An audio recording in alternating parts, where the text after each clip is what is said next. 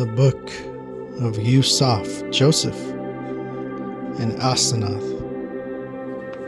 chapters 9 and 10. And Asanath rejoiced over the blessing of Yusaf with exceeding great joy.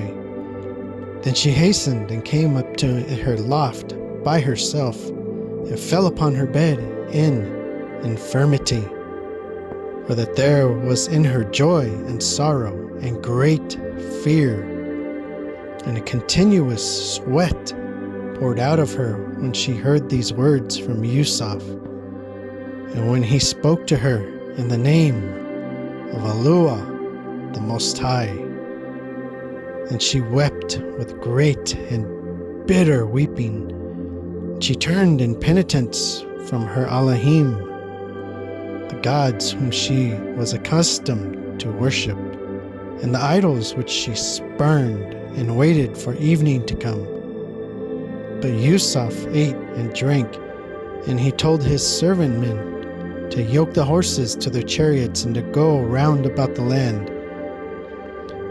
And Potiphar said unto Yusaf, Let my Adonai lodge here today, and in the morning you shall go your way. And Yusaf said, No, but I will go away today, for that this is the day on which Allah began to make all his created things, and on the 8th day I also return to you, and will lodge here. Chapter 10. And when Yusaf had left the house, Potiphar also and all his kindred departed to their inheritance, and Asanath was left alone with the 7 virgins, listless and weeping till the sun set. She neither ate bread nor drank water, but while all slept, she alone was awake and weeping, and frequently beating her breast with her hand. After all these things, Asanath rose from her bed and went quietly down the stairs from the loft, and on coming to the gateway found the portress sleeping with her children. And she hastened and took down from the door the leathern cover of the curtain, and filled it with cinders, and carried it up to the loft and laid it on the floor. Thereupon she shut the door securely and fastened it with the iron bolt from the side, and groaned with a great groaning, together with very great weeping. But the virgin whom Asanath loved above all the virgins, having heard her groaning, hastened and came to the door after awaking the other virgins also, and found it shut. And when she had listened to the groaning and the weeping of Asanath, she said to her from without, What is it, my mistress? Why are you sad? What is it that troubles you? Open to us and let us see you. And Asanath said to her, being shut inside, Great and grievous pain has attacked my head. I am resting in my bed, and am not able to rise and open to you, for I am infirmed over all my limbs.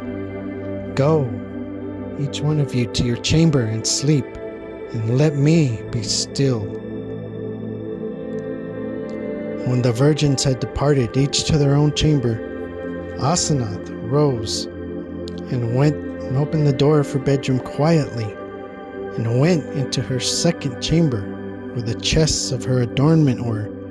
And she opened her coffer, and took a black and somber tunic, which she put on and mourned when her firstborn brother died.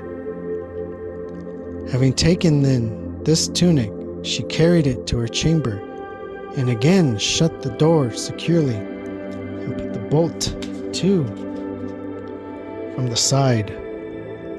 Then, therefore, Asanath put off her royal robe, and put on the mourning tunic, and loosed her golden girdle, and girded herself with a rope, and she put off the tiara, that is, the mitre, from her head, and also the diadem, and the chains from her hands and the feet were also laid upon the floor. And she took her choice robe and the golden girdle, and the mitre, and her diadem, and she cast them through the window that looked toward the north to the poor. And thereupon she took all her Elohim, her gods, that were in her chamber, the Elohim of gold, silver whereof there was no number, and broke them up into fragments, and cast them through the window to the poor men and beggars.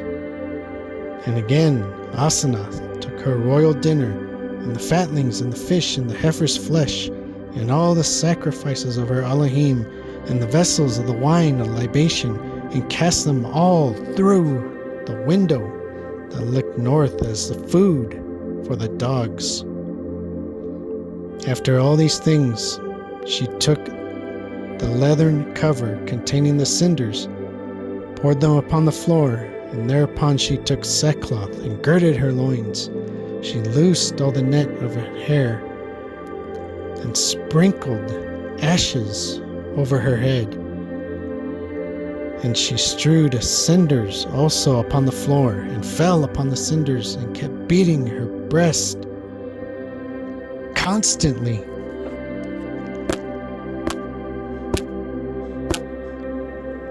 And with her hands, and weeping all the night, with groaning until the morning. And when Asanath arose in the morning and saw, and lo, the cinders were beneath her as clay from her tears, she again fell upon her face upon the cinders till the sun set. Thus Asanath did for 7 days, not ever tasting anything.